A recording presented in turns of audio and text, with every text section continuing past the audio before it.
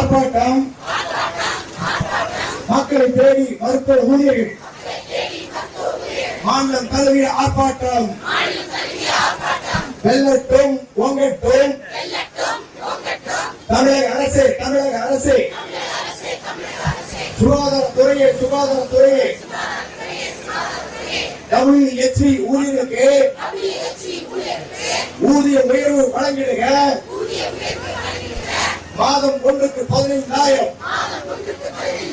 உடனே வழங்கு